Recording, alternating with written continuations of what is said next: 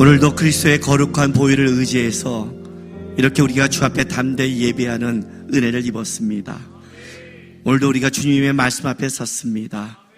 바로 웃기는 하나님, 내가 듣고 싶은 말씀이 아니라 주께서 들려주시고 싶은 말씀에 우리가 귀를 기울이고, 내가 내 인생 속에 해결하고 싶은 문제가 아니라 주께서 나에게 원하시는 거기에 우리가 마음을 다해 듣고 행할 수 있도록 도와주시옵소서. 오늘도 우리가 예배 가운데 내가 아니라 주님이 드러나고 나보다 주의 은혜가 더 귀한 고백하는 예배가 되게 이 시간 말씀을 듣는 가운데 고백될 수 있도록 주장하여 주옵소서. 감사하며 예수님의 이름으로 기도했습니다. 아멘. 하나님의 말씀 보겠습니다.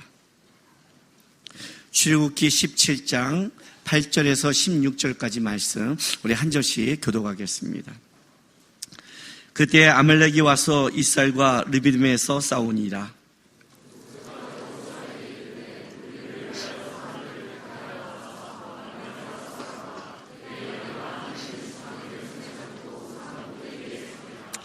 여호수아가 모세의 말대로 행하여 아말렉과 싸우고 모세와 아론과 훌은 산꼭대기에 올라가서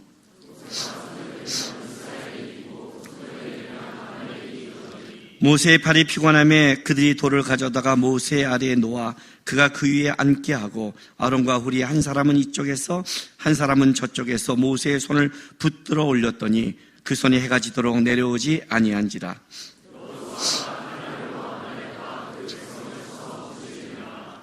여호와께서 모세에게 이르시되 이것을 책에 기록하여 기념하게 하고 여호수아의 귀에 외워 들리라. 내가 아말렉을 없이 하여 천하에서 기억도 못하게 하리라.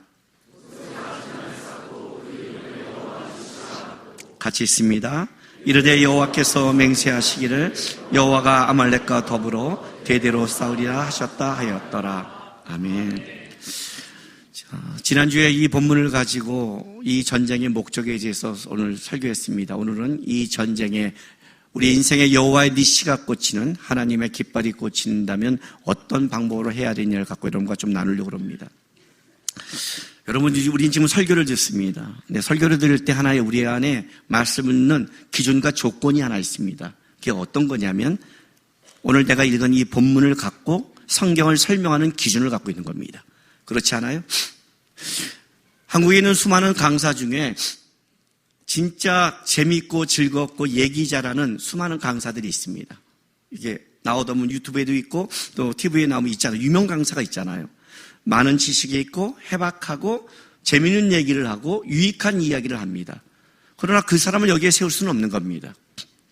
그가 말을 잘한다고 해서 그가 나보다 해박한 어떤 지식이 있다 해서 이 자리에 세울 수는 없습니다. 왜냐하면 이 자리는 하나님의 말씀을 증거하는 자리이기 때문에 그렇습니다. 여러분과 나의 지금 공통적인 기준이 뭐냐면 성경이라는 것을 갖고 기준을 가지고 얘기하고 있는 것입니다. 이렇게 말씀을 갖고 얘기하는 겁니다. 이 말이 무슨 말입니까, 여러분? 우리는 성경의 얘기 속에서 하나님의 말씀과 뜻을 들으려 하는 겁니다. 이게 굉장히 중요한 겁니다. 그렇지 않아요? 무슨 말이냐면 여러분이 이 자리에서 가장 중요한 것은 말씀이 더 본질적으로 드러나는 싸움이 우리의 싸움이라는 겁니다. 하나님이 이 말씀을 우리에게 어떻게 심어준 줄 아십니까? 계시가 왜 우리에게 이렇게 오신 줄 압니까? 1600년 동안에 40여 명의 성경 기자를 통해서 하나님의 말씀을 객관적으로 기록했습니다. 문자화 됐다는 것은 계시가 주관적이지 않고 객관적이라는 겁니다. 다른 말로 할게요. 내가 하나님의 어떤 걸 받았다, 하나님이 나에게 말씀했다는 건 주관적인 겁니다. 그러나 네가 받고 네가 하나님의 뜻이라고 하나님이 그렇게 역사하지 않습니다. 그보다 더 중요한 건 하나님이 네가 받은 주관적인 것이 내가 역사 속에, 시간 속에, 이 인류 속에 와서 담아놓은 하나님이 문자화시킨 이 계시의 말씀에 객관적인 모두가 증명하는 이 말씀을 가지고 그것이 조명되어야 되는 뜻을 갖고 있습니다. 계시의 객관합니다. 다른 말로 할게요. 하나님의 계시가 문자의 제약을 받습니다. 그분은 하나님의 뜻과 마음을 그냥 위에서 선포하는 게 아닙니다. 인류 속에 한 인물을 선택합니다. 아브라함이라는 자를 선택합니다. 그의 인생 속에 그와 함께 살아갑니다. 그의 인생을 걸어가는 그 시대와 배경 속에 그와 함께한 이야기 속에 계시의 내용을 담는 겁니다. 그래서 하나님의 계시가 문자화되면서 우리 안에 제약을 받습니다. 계시가 문자에 담긴 겁니다.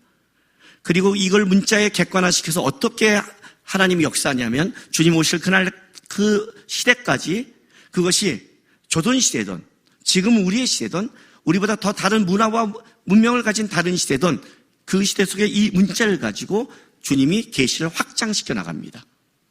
이건 굉장히 중요한 하나의 표현입니다. 계시가 문자의 제약을 받고 문자를 확장을 통해 다시 계시가 드러난다.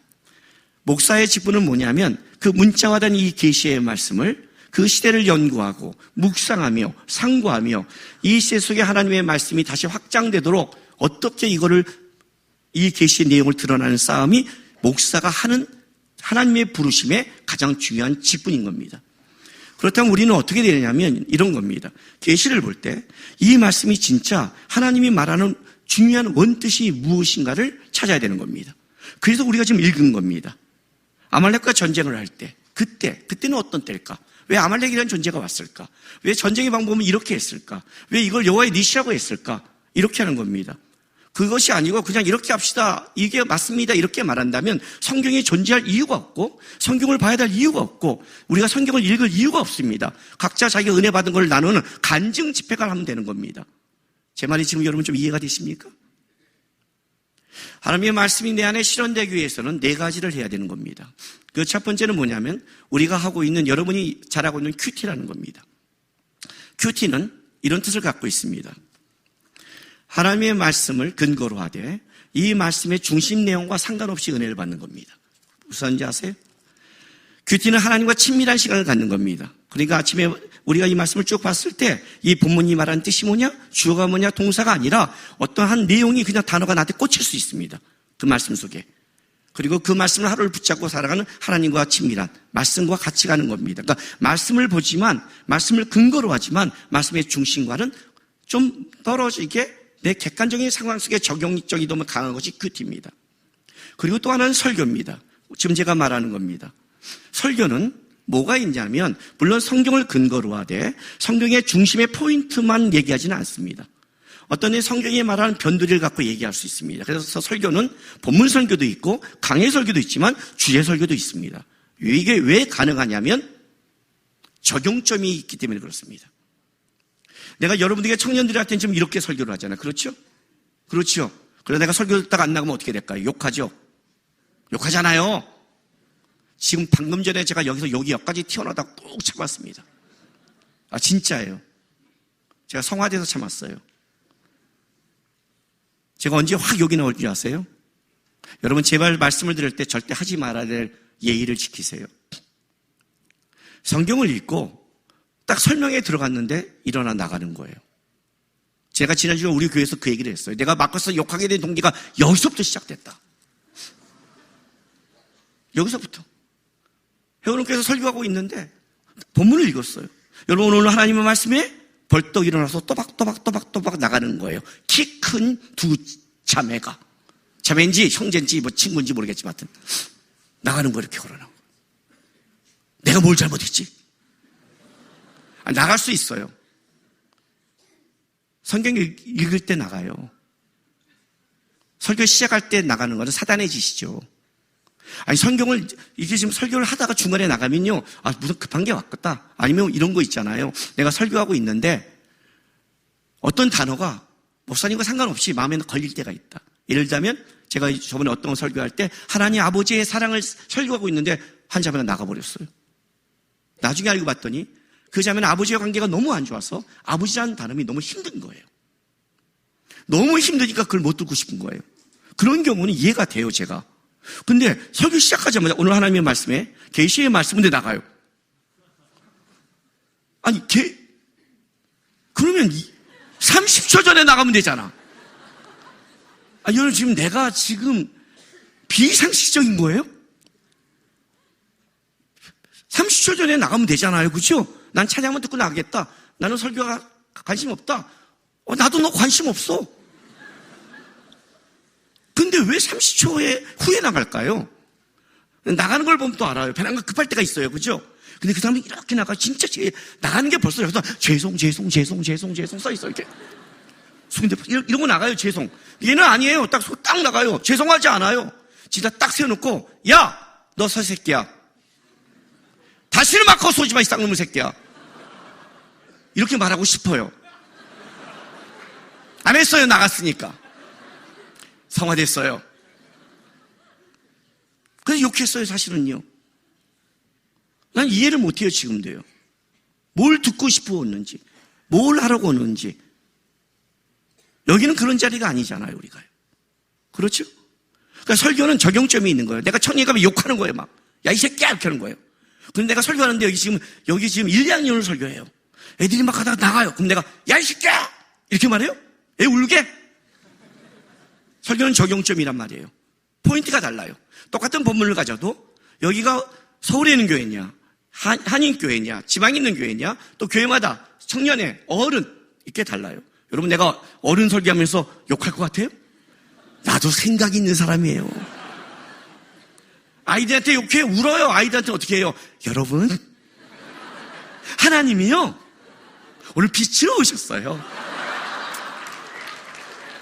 목사님은 빛이에요. 그럼 애들이 까르르 울어요. 하여튼 요놈들도 머리 얘기하면 여러분 저는 똑같이 울어요. 수준이 똑같아요, 여러분과. 아주 똑같아. 하여튼 그 애들 웃어.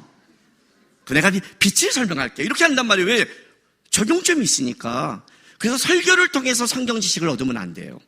설교는 그 시대의 그 사람의 적용점을 갖고 설교하기 때문에 설교를 듣고 이걸 들어버리면 어떤 일이 벌어지냐면 성경의 진짜 중심을 놓쳐버려요. 그래서 우리 아는 권사님들은요 맨날 CT에서 드러나요. 얼마나 이 CT에서 청중평가되어 있느냐면 목사님이 5분 설교하면 저거 저 내용이다? 귀가 막히게 알아요. 하루 종일 들으니까. 근데 성경을 몰라요. 왜? 이거는 선포기 때문에. 성경의 어떤 내용을 갖고 오늘 이 내용을 선포하는 적용점이 있기 때문에 이건 포괄적인 적용을 해요. 설교는. 세 번째는 뭘 하냐면 제자훈련을 해요. 우리가 말하는 제자훈련. 여러분이 많은 교회에서 하는 제자훈련을 말하는 게 아니에요. 요즘 한국에 있는 많은 교회의 제자훈련은 제자훈련이 아니라 전도훈련이에요.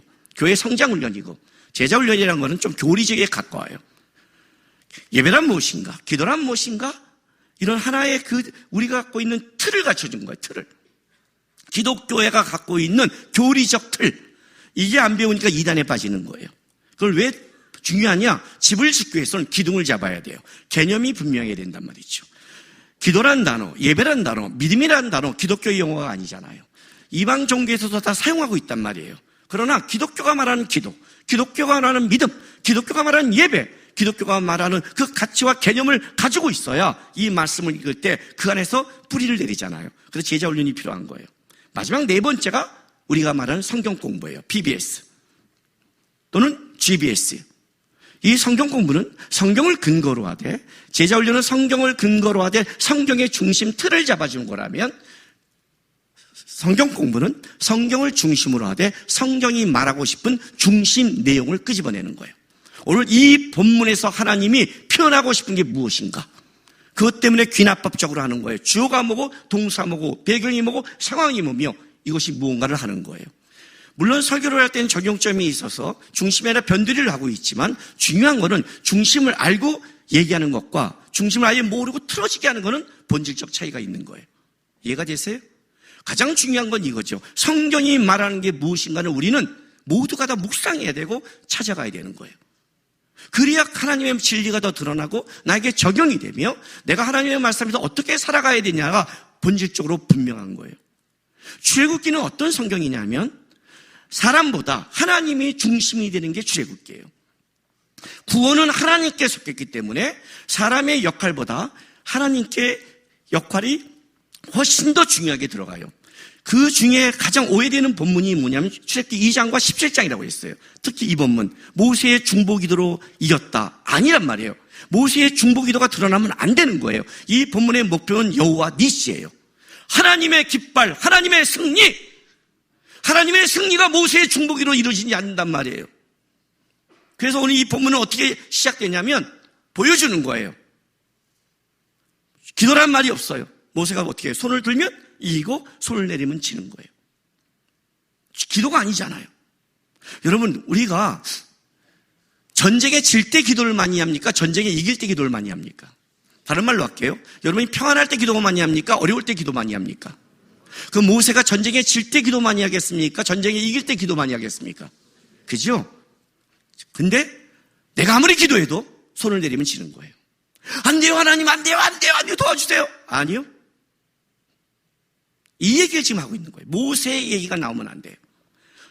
중요한 포인트 중에 하나예요. 자, 출애굽기 2장 볼게요. 1절부터 5절.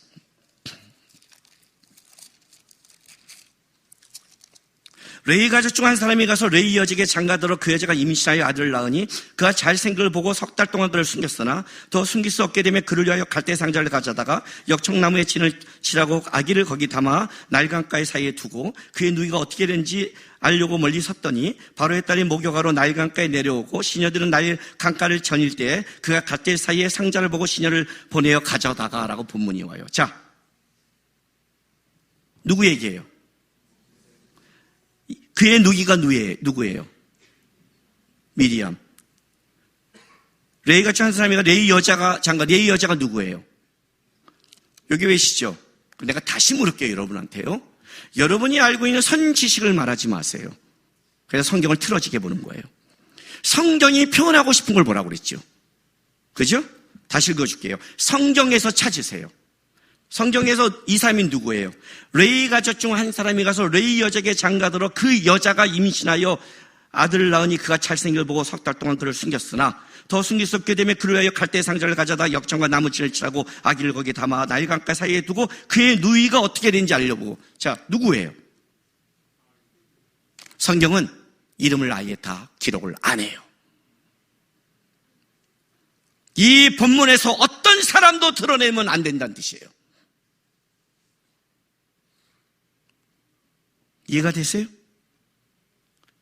정확히 이렇게 표현해요. 아브라함이 요게벳에게 결혼할 것. 그죠? 그의 누이 미디암이 이렇게 표현해야 되는데 표현을 안 해요. 아론은 나오지도 않아요. 무슨 말인지 알아요? 출애굽기는 구원의 책이에요.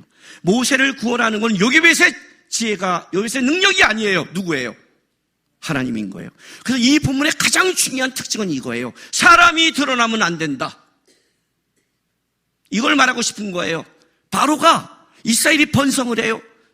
막 일어나요. 어떻게 얘네를 죽이지? 얘네를 어떻게 이 번성함을 막지? 이 바로의 가장 큰 고민은 이거예요. 이스라엘 백성들 다 죽이면 안 돼요. 왜? 노예는 경제 인구니까. 얘네들이 강성한 것만 없애야 돼요. 그래서 먼저 애를 출산을 억제하려고 노동을 시켜요. 그런데 노동을 시켰는데도 어떻게 번성하죠? 바로의 계획이 깨졌어요? 안 되겠다. 내가 산파를 통해서 어떻게 하냐? 남자는 살아있는 죽이고 여자는 살려놓도록 하자. 여자는 또 하나의 경제인구니까. 근데 산파들이 하나님을 두려워해서 안 해요. 이걸 말하는 거예요. 바로의 갖고 있는 계획이 깨지더라. 바로가 산파를 두려워했으나 산파가 하나님을 두려워야 깨지더라. 하나님을 두려워하는 산파조차도 세상에 이미 못 이기더라. 바로가 힘을 갖는 것 같은데 안 되더라. 바로가 생각을 해요. 그래? 그러면도 번성해? 좋아, 우리 신에게 맡길게. 이건 생명의 신 나일강에게 맡길 거야. 나일강에 가서 애들을 죽이려고 작정한 거예요. 사실은 그 당시에 나일강까지 애들을 끌고 간다는 건 굉장히 이건 위험한 상황이에요. 왜냐하면 폭동이 일어날 수 있다. 아이들이 죽으면. 빨리빨리 거기서 그 마을에서 애들을 죽이는 게 제일 편해요. 근데 나일강에 갔다는 에집트의 신에게 맡긴다는 뜻이에요. 그런데 이렇게 말하는 거 하나님이에요. 바로 너가 너의 지혜와 세상의 최고의 권력과 너의 세상의 신에게 이것을 맡긴다고 생각하니? 그래. 내가 이걸 이렇게 깨줄게. 레위 사람 쟤와 결혼했는데 걔의 아내가 구원자야. 이렇게 말하는 거예요. 하나님이 어떤 자를 선택하면 아무나 구원자가 될 수 있어. 이게 하나님이야. 이게 하나님이야. 사람이 중요하지 않아, 구원은. 이 얘기를 지금 하고 싶은 거예요. 북한이 어때? 뭐가 어때? 그래?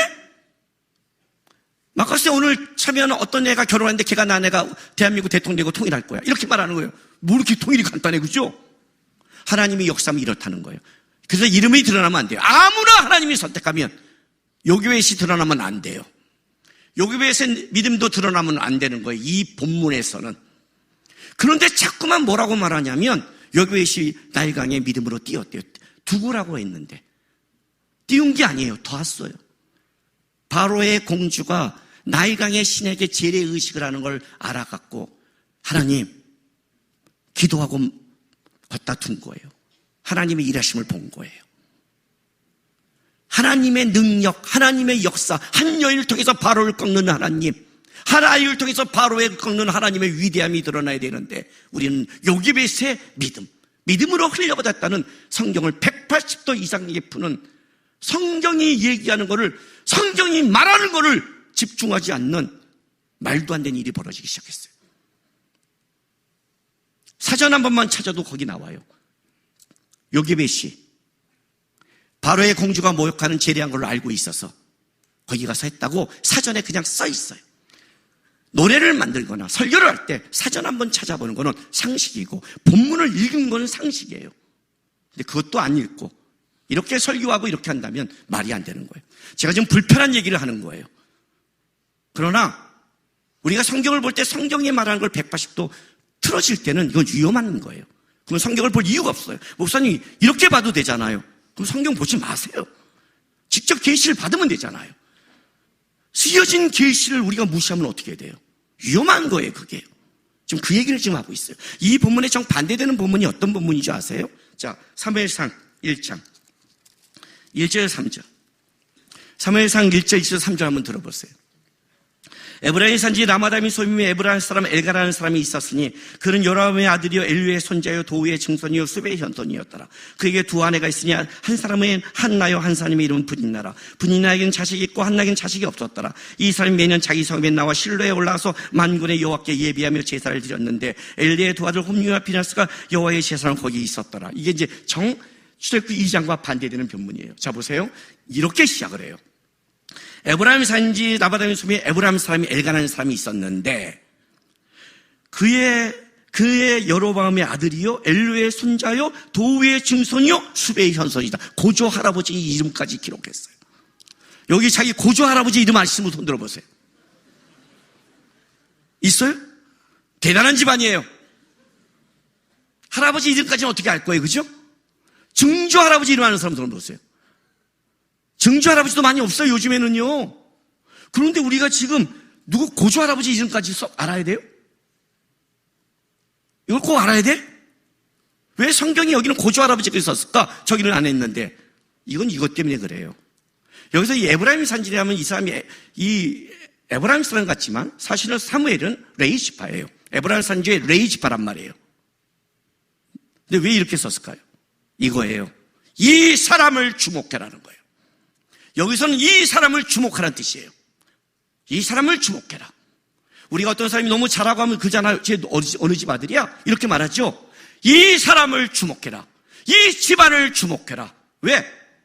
사사기 시대에 다 각자 자기 소견대로 살아갔던 시대, 망했던 그 시대, 끔찍한 그 시대, 이 시대에 엘리마저도 영적으로 무능한 그 시대에 이 가문을 봐라. 매년 만군의 여호와께 와서 예배하는 가문이 있더라. 그 얘기를 지금 하고 싶은 거예요. 매년 예배하는 가문, 사무엘이 뚝 떨어진 게 아니다. 만군의 여호와께 사무엘상에 5번 나오는 용어, 성경에 맨 처음에 나오는 용어 아셨어요? 분대의 하나님, 사사기 때 나와야 될 이름이에요. 각 지파를 전복해야 될 때 사사기가 다 타락해버렸을 때 그러나 그 만군의 하나님의 일 아직도 지키고 있는 이 가문. 여기서는 바로 이 사람이 뭘 지키고 있는가를 강조하는 거예요. 성경이 어딘가를 드러내고 싶을 때 있고 죽이고 싶은 게 있는 거예요. 우리 마음대로, 우리 기분대로 믿음이라고 말하면 안 돼요. 신앙이 못자는 가장 큰 특징이 여기 있어요. 아무거나 때려붙이고 아무거나 믿음이고 감정이 아니에요. 그러면 성경을 볼 필요가 없는 거예요. 출애굽기 17장이 그 얘기라는 거예요, 지금요. 출애굽기 10장 다시 갈게요. 여기에 가장 중요한 건 이 부분이에요. 그때 전쟁이 벌어졌어요. 그때가 어떤 때예요? 하나님이 구름 기둥과 불 기둥으로 이스라엘 백성들을 르비딤으로 인도해 갔을 때예요. 르비딤은 쉬는 장소, 원기 회복의 장소예요. 물이 많은 곳이에요. 그들은 광야를 가면서 하나님의 길을 따라가고 있는 거예요. 불기둥을 따라갔다는 건 하나님의 인도함을 받고 가는 거예요. 근데 분명히 100% 하나님의 인도함을 받았는데 그 인도함이 진짜 내가 가기 싫은 곳, 그리고 거기 가서 어떻게 이런 장소에 이런 대접을 했을까 하는 걸로 인도해 갔다는 뜻이에요. 기껏 기도하고 직장 갔는데 어떻게 더 심한 사람을 만나게 할 수 있습니까, 하나님? 내가 이 사람 이거 문제 때문에 그렇게 기도하고 주 옆에 나와서 응답했고 하나님이 그 직장 가라 했더니 어떻게 더 센 놈이 있습니까? 그 얘기하는 거예요, 지금요. 이게 인도함이 맞습니까? 이해가 되세요? 제가 교회를 청년 2명하고 개척을 시작했어요. 저는 원래 개척 안 하려고 그랬어요. 여러분, 제 설교가 새신자에게 맞습니까? 안 맞습니까? 느낌 오죠? 새신자가 왔으면 좀 따뜻해야 돼요. 목사님 같아야 된단 말이에요. 스님 같지 않고. 그리고 막 왔는데 내가 청년 2명일 때 청년들이 얼마나 당황한 줄 알아요? 성도 청년 2명에서 3명, 4명 됐을 때 얘가 안 나오면 제가 나오란 말 예태 안 해요. 옆에 애가 너 왜 안 나왔어? 너 왜 안 나왔어? 다음 주에 너 죽여 막 걔가 날려. 왜요? 저는 쳐다보고 죽을 듯이 설교하거든요. 둘이면 50으로 보잖아요. 이렇게. 한 놈이 안 나온 거야. 얘만 보고 계속 설교한 거지. 얘가 데미지를 100% 입은 거야. 전화한 거야. 너 왜 안 나왔어? 죽을래? 너 때문에 내가 오늘 어떤 일을 당한 줄 알아? 목사님이 나만 쳐다보고 죽일 듯이 설교하는데 너 다음 주에 너면 죽어. 그 둘이 나오는 거예요. 너는 새신자에 안 맞는 사람이에요, 진짜요. 그렇죠? 안 맞아요. 저는 기존교회에 맞아요. 좀 이렇게 교회를 청비했는데 흐르드미하고 말씀 안 볼 때 딱 가서 저 같은 사람이 가서 말씀 공부하면서 막 죽여버려야 되는 도끼로 막 찍고 십자가 찍고 막 수술해줘야 되는데 근데 개척을 원했어요, 하나님이요. 응답을 너무 분명하게 빨리 했어요. 하나님, 난 한두 명 줘야 됩니다. 난 가정 식구 데리고 개척 못합니다. 성도가 있어야 됩니다. 기도하자마자 2명이 나타났어요. 하나님, 나는 집에서 교회 가정교회 안 합니다. 저도 교회 가야 됩니다. 하자마자 2주 만에 우리 학원 그냥 무료로 써. 너무 기도가 빠른 거예요, 응답이. 야, 이렇게 응답을 빨리 해? 이건 뜻이다고 딱 기도하고 시작했어요. 딱 시작하자마자 성도를 안 보내주네요.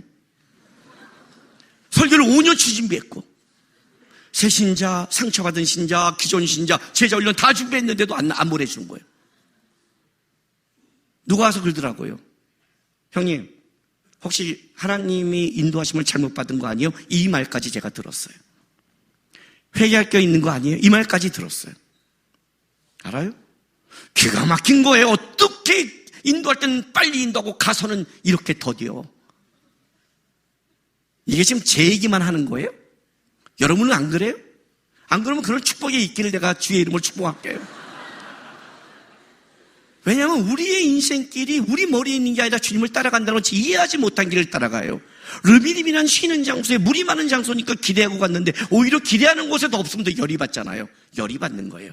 하나님이 인도했다면 진짜 살아계신다면 어떻게 이런 인도함이 있니? 모세의 돌을 던지려고 치려한 거예요. 다퉜다고요. 무리바 다툼. 하나님과 다퉜다. 하나님이 진짜 계신가? 하나님이 계신다면 물이 있어야 된다. 이 싸움이에요. 그때 아말렉이 들어온 거란 말이에요. 그때 내가 원하는 것, 내가 바라는 대로 이루어지지 않는 그 시점에 뭐가 이러냐? 아말렉이라는 게 전쟁이에요. 아말렉은 영적으로 하나님의 뜻을 가는 것에 반대 세력이라죠. 유괴의 세력이에요. 그래서 오늘 여기 뭐라고 그래요? 내가 아말렉을 없이 하겠다. 기억에도 사라지게 하겠다는 거예요. 진짜 이 아말렉은 내가 대대로 싸우리라고 성경이 말하는 것은 하나님의 영적인 공격 속에 드러난 육적인 세력은 하나님은 철저히 짓밟겠다고 얘기한 거예요. 실제 그리고 이 아말렉은 완전히 히스기야 왕 때 완전히 사라져요. 인류 속에서. 그만큼 하나님은 이 세력을 싸우는 거예요. 그러니까 아말렉은 뭘 대표하고 있냐면 하나님의 여호와의 니시를 꺾고 하나님의 뜻을 위해 가는 데 있어서의 세상적인 육적인 반대 세력의 대표적인 게 아말렉이란 말이에요. 그러면 우리 안에 내가 하나님의 뜻을 여호와의 니시를 꺾기 위해 세상으로 가고 있는 그 속에 만약에 세상적인 공격이나 육신의 욕심이나 세상의 어떤 것이 날 공격하고 올 때 우리는 어떤 방법으로 싸워야 여호와의 니시가 꽂을 수 있냐가 이 본문이 말하고 있는 가장 중요한 방법 중에 하나라는 거예요. 내 인생에 하나님의 니시가 꽂히려면 내 인생에 김남국 니시가 이스라엘 니시가 나의 영광의 니시가 아니라 내 인생에 결국은 하나님의 니시 여호와 니시가 꽂히려면 나는 이 수많은 문제 속에서 어떻게 이 문제를 해결해 갈 것인가가 오늘 본문이 말하고 있는 거예요. 그대기 그 첫 번째가 하나님이 이렇게 제시하는 거예요. 모세에게 말하는 거예요. 자, 여호수아를 전쟁에 내보내는 거예요. 이스라엘 백성이 쫙 나가요. 전쟁의 양상이 달라졌어요. 전쟁의 양상. 모세는 산 위로 올라가고 아론과 훌이 따라 올라가요. 그리고 하나님이 이렇게 말해요. 이 전쟁에 있어서 가장 중요한 것은 네가 손을 들면 이길 것이고 손을 내리면 질 것이라고 말씀했습니다. 전쟁의 승리의 방법까지 다 말해줘요. 그렇죠? 쉽게 말하면 답을 다 말해준 거예요. 답을 다. 그런데 모세가 딱 손을 들었어요. 이 전쟁을 보고 들었죠. 모세가 처음에 쉽게 생각했을 거예요. 손을 들고. 왜? 10가지 재앙 표징을 내릴 때, 애굽에서 하나님께서 그를 끄집어낼 때 어떻게 했냐면 모세를 보내서 모세가 지팡이 들 때마다 그 역사는 초자연적인 역사가 일어나기 시작했어요. 그렇죠? 이 모세의 지팡이가 바다를 쳤더니 홍해가 갈라졌어요. 모세는 그걸 경험한 자예요. 그 손을 딱 들면 끝장날 줄 알았는데 놀라운 일이 벌어졌어요. 손을 들어요. 전쟁에 분명히 손을 든 순간 여호수아는 밑에서 전쟁이 이기고 있어요. 그죠? 하나님이 손을 들면 이긴다고 했는데, 근데 문제는 이거예요. 전쟁이 안 끝나는 거예요. 손을 들면 그냥 땅이 갈라지거나 우박이 오거나 막 때려서 죽여도 끝! 하고 승리! 지팡이 돌리고 나와야 되는데 이렇게 휘바람도 이렇게 해야 되는데 들고 있는데 여러분 몇 분 들 수 있을까요? 여기 혹시 군인 있나요? 아니면 요즘 헬스하는 사람 있나요? 여기 설교하는데 내 옆에서 손님 들고 있으세요. 지팡이 들고 손을 들고 몇 분을 버틸 수 있나 좀 볼게요. 모세도 강건한 사람이에요. 그렇잖아요. 120세에 그 애도 강건하다고 그랬어요. 강건한 자예요. 강건한 자가 손을 들어요. 자, 지팡이를 짚고 손을 들고 있어요. 몇 분 들 수 있을까요? 제가 손 들고 설교할까요, 아예? 몇 분 들 수 있을까요? 그죠? 10분, 20분은 넘지 않을까요? 20분 못 넘을까요? 난 넘을 것 같은데, 지팡이 갖고 강건하면. 막 떨면서 이렇게 버틸 것 같은데? 처음에는 들었어요. 떨어요. 근데 전쟁을 안 끝내요, 하나님이. 그전에는 지팡이 하나로 다 끝냈는데, 뭐 이런 전쟁이 다 있어. 아론과 우리 보고 있는 거예요. 안 끝나요. 여호수아는 계속 이기고만 있어요. 아말렉은 물러나지 않아요. 이러다가 못 견디고 내려오는 순간 막 밀려요. 놀랬죠. 그 순간 확 올리겠죠. 그죠? 그 순간 여호수아는 막 밀다가 순간 확 나가는 거예요. 여호수아의 밀고 튀기면 자기에게 있는 게 아니잖아요. 근데 또 내려가요. 근데 이제는 내려가는 게 많아질 거 아니에요. 그죠? 나는 아론과 훌이 당황했다고 생각해요. 그 전에 모세는 어떤 사람이에요? 신과 같은 자였어요. 왜냐하면 출애굽기에서 10가지 표징을 낼 때 모세는 누구를 대변했냐면 하나님을 대변했어요. 너가 바로에게 신과 같이 되리라. 너가 아론에게 신과 같이 되리라. 그래서 신을 대변하고 하나님을 대변했기 때문에 하나님이 가뿐하게 이겨줘요. 왜? 하나님을 드러내는 사자였기 때문에. 그러나 이 전쟁은 하나님을 드러내는 게 아니에요. 이 전쟁은 여호와 니시를 드러내기 위해서 모세가 어떻게 해야 하는 방법인데 이걸 말하는 거예요. 여호와 니시 하나님의 영광을 위해서 인간이 갖고 있는 능력은 어떤 것도 도움이 되지 않는다요. 철저히 모세의 무능력을 갖춰준 거예요. 봐라. 방법을 알지만 네 힘으로 못 이기잖니. 네가 손을 들으면 이기게 해줄게. 손을 들 수 있니 없니? 못 듭니다요. 주님, 나는 주님의 영광을 위해 할 수 있는 가치가 없는 존재고 실력이 없는 존재임을 먼저 철저하게 깨닫게 하는 거예요. 왜냐하면 이 깨달음이 왜 이렇게 중요하냐면 이래야 교만하지 않아요. 우리가 하나님이 어떤 사람을 쓰기 시작하면 어떤 일이 벌어지냐면 그 사람을 사용하기 때문에 그 사람에게 주는 달란트라는 게 있어요. 그렇죠? 그리고 그 사람을 쓰기 때문에 그 사람을 돕는 하나님의 역사가 있어요. 근데 이것이 자주 되고 하나님 날 쓰다 보면 어떤 착각을 하냐면 내가 그만한 실력이 있는 자, 하나님이 내가 있어서 영광 받는 자, 내가 없으면 안 되는 자로 착각을 해요. 제가 여러분에게 이런 말 하죠. 마커스의 김남구 목사가 사라지면 누가 나타날까? 김북구 목사가 나타날 것이다. 제가 목이 굉장히 지금 안 좋고 아주 회복이 안 되거든요. 근데 오늘 조금 회복이 되지 않았어요. 내가 목소리를 보니까 이제 성질이 났을 뿐이죠. 아까 또 놈이 나가서. 저는요, 써주셔서 감사할 뿐이에요. 내가 자격이 없으면 언제 배운 줄 아세요? 개척하고 5년 동안 배웠어요.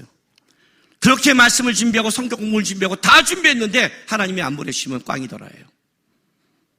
꽝이더라. 내가 생각한 지식과 내가 갖고 있는 걸 어떤 사람도 변화시킬 수 없다는 것을 먼저 철저히 배웠어요. 나는 그냥 선포하는 광야의 소리일 뿐이구나. 나는 그냥 주의 마음을 전하는 거고 그 은혜를 주고 생명을 살린 건 주님밖에 없구나를 먼저 배웠어요. 여호와의 니시를 할 때 나를 사용했으니까, 내 능력이니까, 저 사람이니까 그런 거 없어요. 그게 들어간 순간 하나님이 깨져요. 모세가 언제 하나님께 날아간 줄 아세요? 나중에 갔을 때 이 반석에 명하여 물을 내라 할 때 모세가 내가 어찌할꼬 반석을 자기 힘을 갖고 쳤어요. 그 힘이 들어갔을 때, 그래? 너 가나안 땅 못 들어가요. 하나님의 영광, 하나님의 나라를 들어가고 그 깃발을 꽂는 자는, 가나안 땅을 증거한 자는 어떤 자냐면 지 성질대로 자기 능력대로 가는 자가 아니야. 철저히 순종한 자야. 여호수아가 그 전쟁에 들어갈 때 먼저 법궤를 앞세우고 말씀을 따라간 게 뭔데요? 요단강을 건널 때. 하나님의 영광, 하나님의 것은 인간의 힘과 기질과 싸움이 아니에요. 그걸 죽여야 된단 말이에요. 모세에게 먼저 가르치는 거예요. 봐라, 앞으로 이 전쟁 속에 세상과 육을 싸울 때 너의 능력으로 안 된다는 모세의 무능함을 먼저 철저히 갖춰요. 여기에 놀란 자가 누구냐면 아론과 훌이에요. 왜냐하면 놀랬거든요. 그 전에 모세가 다 끝내버렸거든요. 한 방에 끝냈어요. 근데 모세를 보는데 안 되는 거예요. 근데 아론과 훌이 자세히 보니까 한 가지 원칙이 보이기 시작했어요. 어떤 원칙? 손을 들면 이기고 손을 내리면 지더라예요. 안 거예요. 모세가 안 된다는 걸 안 거예요. 그때 돌을 가져다가 안 치고 양쪽에 손을 잡기 시작했어요. 처음으로 협력할 수 있게 됐어요. 앞으로의 전쟁은 모세 하나로 이기는 게 아니에요. 앞으로 이 싸움의 전쟁은 여호수아가 앞장서야 되고 모세가 애써야 되고 잡아줘야 되는 거예요. 하나님의 나라는 어떤 개인의 영광과 잘남으로 되지 않아요. 그게 연합이라는 거예요. 왜 우리 곳곳에서 우리가 하나님 앞에 열심히 살아야 되냐면 어떤 한 사람으로 되는 게 아니라 곳곳에 하나님의 사람이 서로 섬기며 연합하며 함께 가며 주님의 영광을 위해 달려갈 때 가능한 거예요. 아는 거 우리 잡아줬어요. 참 똑똑했어요. 같이 세워놓고 이렇게 잡으면 진짜 바보들인데 같이 떨 텐데 딱 안 거죠. 앉혀놓고 딱 잡으면 되잖아요. 그렇죠? 예.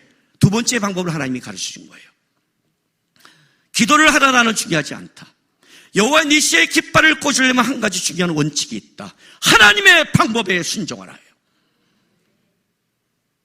네가 원하는 방법, 네가 생각하는 게 아니다. 철저히 하나님의 방법에 순종하라. 내가 너에게 제시한 방법은 이거다. 손을 들면 이긴다다. 하나님, 내가 이거 어떻게 들어요? 혼자 어떻게 들어요? 어떻게 해요? 힘들어 죽겠는데 왜 이렇게 전쟁을 오래 끌어요? 들었잖아요. 그게 중요한 게 아니에요. 하나님이 들라는 그 순간까지, 하나님이 원하는 거기까지 너는 그냥 하면 되는 거예요. 그거를 어떻게 할까가 중요한 거예요. 어떻게 할까가. 어떻게 하나님의 방법에 순종할까? 내가 못하면 어떻게 연합할까? 내가 못하면 어떻게 하나님의 방법을 해야 할까? 결국 여호와의 니시의 방법에 가장 중요한 건 인간의 방법에는 실패라는 거예요. 중보기도가 아닌 이유를 아시겠어요? 모세의 중보기도가 들어가면 모세가의 잘남이 들어가요. 근데 이 성경 본문은 뭘 말하고 싶냐면 모세의 무능함이 들어가야 된다고요. 네가 아무리 기도해도 손을 안 들면 소용이 없어. 너의 기도 소용없어. 너의 능력 소용없어. 너의 실력 소용없어. 넌 실력이 없어. 한 가지야. 무조건 여호와의 니시 하나님의 깃발을 꽂으려면 하나님의 방법에 순종해. 힘들고 떨다면 부탁하고 잡아달라고 하고 같이 가다도 하나님의 방법이 아니면 안 되는 거야. 그래야 하나님이 드러나. 그렇지 않으면 네가 드러나는 거예요. 이 방법이 시작된 거예요. 신앙은요, 뭘 배우냐면 인생 속에 왜 하나님이 우리에게 이해하지 못한 길을 우리에게 인도해 가신 줄 아세요? 그래야 우리의 방법이 깨져요. 내가 모르는 길로 인도해야 우리가 긴장을 하고 하나님을 묻기 시작하고 하나님의 방법이 무엇일까를 묻는 거예요. 우리는 왜 화가 나냐면요, 하나님 왜 이런 방법으로 인도했습니까가 화가 나는 거예요. 왜 이렇게 인도하니까 하는 것? 중심이 나에게 있다고요. 제가 우리 성도들을 가르칠 때 이렇게 가르쳐요. 살아가면서 가장 조심할 게 하나 있다. 그게 뭐냐면 너가 가장 정당하다고 생각할 때 조심하라고 그랬어요. 내가 가장 옳다고 생각할 때 조심하라. 그때 다른 사람에게 칼날을 가차없이 뺀다. 여러분, 오늘 이 소주형이 있어요. 소주형이 잘못했어요. 그 내가 소주형한테 가서 그거 잘못한 거야? 그러면 그 말이 맞겠죠. 잘못한 거니까. 그죠? 잘못한 걸 잘못했다 그러니까 소주형은 잘못한 거 없어요. 표정들 그렇게 보지 마세요. 훌륭해요. 그래서 내가 소주형 얘기하는 거예요. 잘못할 것 같다는 얘기하면 그게 잘못한 것 같다 할까봐 그때 얘기하면 내가 소정의 잘못을 지적하면 그게 내가 정당하고 옳은 사람이에요? 소진영의 잘못해서 내가 그 잘못한 걸 얘기한 것 자체가 내가 옳고 정당한 사람이란 증거가 돼요? 아니잖아요. 내가 옳고 정당한 건 내가 하나님 앞에 바르고 내가 하나님 앞에 온전한 게 옳은 거지 남의 잘못을 지적했다가도 옳은 게 아니잖아요. 그렇죠? 근데 우리는 어떠냐면 남이 뭔가를 잘못하면 그걸 지적하는 것이 제가 정당하다고 생각을 해요. 옳다고 생각해요. 그때부터 뭐가 나와요? 가치없는 칼날이 나와요. 자기가 하나님이 돼요. 무섭단 말이에요. 철저히 하나님의 방법대로 배우지 않아요. 하나님이 이걸 드러내야 됩니까? 말해야 됩니까? 이렇게 얘기하니까 저렇게 하니까 하나님의 방법에 자기의 방법을 내려놓고 손을 들고 기도하고 따라가는 방법을 쓰지 않는다는 거예요. 방법이 잘못되면 하나님이 드러나는 게 아니라 결국 자기나 거기에 지저분한 싸움이 되는 거예요. 이게 굉장히 중요한 싸움이에요. 하나님의 니시를 굽기 위해서는 여호와 니시를 굽기 위해서는 그 하나님의 방법을 철저히 따라가고 그것이 내가 이해되지 않고 그것이 과연 가능할까? 이래서 된가? 아니요. 되죠. 하나님의 방법은 하나님이 일하시니까. 여러분 우리는요 철저히 자기중심적이에요. 아셔야 돼요. 우리는 굉장히 위험한 자들이에요. 우리는 먼저 하나님 앞에 자기 힘을 빼는데 전념을 해야지. 힘을 주는 순간 우리는 무서워져요. 우리 아까 시작 전에 소준영이 간증 하나 있죠. 아주 슬픈 얘기인데 소준영이 저한테 나중에 이런 말을 하는 거예요. 제 별명이 왕깔떼기예요. 그럼 깔떼기 아세요? 깔떼기 이렇게 생겨갖고 물을 보면 이렇게 병에 넣는 이런 거 있잖아요. 깔떼기 있지요. 그게 깔떼기예요. 제 별명이 왕깔떼기예요. 그러니까 더 큰 깔떼기죠. 무슨 말이냐면 무슨 얘기를 해도 내 자랑으로 끝나는. 소정이 하는 말이 있어요. 자기가 자존감 적은 사람 중 몇 명이 있는데 그 중에 목사님이 최고 중에 하나래요. 소정이 왔어요. 저한테 이렇게 말했어요. 목사님, 암이 나온 것 같아요. 깜짝 놀랐죠. 다시 약을 먹고 싸워야 될지 몰라요. 너무 사랑하는, 아끼는, 우리 신정이니까. 철렁하죠. 사역 들어올 때부터 기도했고, 약을 먹을 때부터 기도했고, 결혼할 때 기도하고, 아기 낳을 때도 같이 기도하며, 함께 하나님에게 달려왔는데, 다시 한번 마음이 철렁했어요. 위로를 해줘야 되잖아요. 검사 들어갔니? 네. 언제 나와? 며칠 날 나와요. 그래? 괜찮을 거야? 괜찮아. 아닌 걸로 나와. 염려하지 마. 깜짝 놀랐어. 왜요? 그럼 목사님이 이렇게 말하면 어떻게 되죠? 이렇게 나와야 돼, 보통. 야, 기도하니까 하나님 그런 마음 줬어. 뭐 이렇게 좀, 아니어도 뭔가 이렇게 깔아야 되잖아요. 안심시키려면. 내가 신비시고 뭐 계시를 받은 것처럼 막 해줘야 될 거 아니에요. 일단 안심이 먼저니까. 그렇게 해야 되잖아요. 야, 기도하는데 내 마음이 편해. 뭐 이렇게 해줘야 좀 마음이 편하잖아요. 근데 제가 뭐라 했냐면, 걱정하지 마. 왜요? 너가 언제 나와? 몇 시야? 4시? 4시 나온대요. 아, 그럼 그건 분명히 아니야. 왜요, 목사님? 내가 그날 9시에 우리 아내랑 결혼 30주년 북유럽을 가. 근데요, 설마 하나님이 내 결혼 30주년 여행을 불편하게 하겠니? 내가 얼마나 하나님께 충성스럽게 산 줄 알아? 우리 아내는 여행도 못 갔어. 이거 얼마나 크게 계획한 건 줄 알아? 그런데 네가 암이 걸렸대 봐. 야, 우리가 가면서 2주 동안 맨날 북유럽에서 기도할 거 아니야? 설마 하나님이 내 여행을 안 망쳐? 분명히 아니야. 내가 여행을 편하게 갈 거야. 소정이 네, 그런 거예요, 처음에는. 나중에 아닌 게 나왔어요. 그 전에 나왔어요. 다행히 그 전에 먼저 알게 됐어요. 그러더니 나와서 이제 같이 우리가 울고 기도하고 감사한다며 가면서 소중히 저한테 그런 거예요. 근데 목사님, 지금에 와서 이제 아니니까 제가 얘기를 하는데요. 목사님 진짜 자존감 이거예요. 내가 뭘 잘못했다고. 야, 어떻게 그때 보통 위로를 하면, 야, 아니야. 하나님이 이렇게 하지. 내가 여행 가니까 괜찮을 거야. 저는요, 대답을 상상도 못했대. 그런 대답을 하기. 생각해보니까 나도 그런 대답을 할 상상을 못했어요. 근데 나는 진짜 그렇게 믿었어요. 진짜 여행이야? 에이, 하나님이 내 여행 마칠 거야. 우리 아내랑 결혼 30주년 여행 가는데 아니야, 진짜 그 믿음이 생겼다니까요. 이 믿음일까요? 깔때기일까요? 자기중심일까요? 자기중심이에요. 우리는요, 때려 죽여도, 정의를 외쳐도 본질적으로 가면 하나님의 방법보다 자기가 익숙한 자예요. 여호와의 니시를 꾸고 싶다고요. 내 인생에 하나님을 높이고 싶다고요. 욕심을 내려놓고 방법을 내놓고 자기의 공의와 정의를 내놓고 하나님 앞에 철저히 먼저 힘을 빼세요. 하나님 안 됩니다. 내 방법으로는 안 됩니다. 저는 안 됩니다. 철저히 하나님의 방법에 순종하게 도와주십시오. 그 방법이 내가 마음에 들지 않고 그 방법이 내가 이해하지 못한 길을 간다 할지라도 여호와의 니시를 꽂기 위해 하나님의 방법에 철저히 순종하고 내가 사라지고 하나님의 방법으로 하나님이 하셨다, 역시 하나님의 방법이 맞다, 하나님이 일하셨다고 고백할 수 있도록 내가 요만큼 더 드러나는 나의 자랑이 아니라 하나님이 드러나기 위해 철저히 주님의 방법에 내 힘을 빼고 내 중심이 아니라 하나님의 중심으로 살게 해주십시오라고 내 몸을 쳐서 복종시켜 기도하지 않는 한 우리는 안 되는 존재라는 거예요. 내 인생에 하나님의 니시를 꽂기 위해 하나님, 이해하지 못한 길, 어려운 길을 갈 때 아직 내가 불평이 나올 때 아직 내게 나옵니다. 내 힘이 나옵니다. 내게 살아있어서 아직도 내가 요구가 나옵니다. 아직 내가 힘이 안 빠졌습니다. 저 철저히 힘 빼고 죽게 해주십시오. 철저히 하나님 방법에 손 들고 항복하고 하나님의 방법을 붙잡고 하나님의 이름을 높이는 여호와의 니시를 꽂는 순종의 사람이 좀 되게 해달라고 그렇게 살아가시고 그렇게 높이시고 여러분의 인생 속에 하나님의 방법대로 하나님이 드러나는 멋진 하나님의 사람이 되길 주의 이름으로 바랍니다.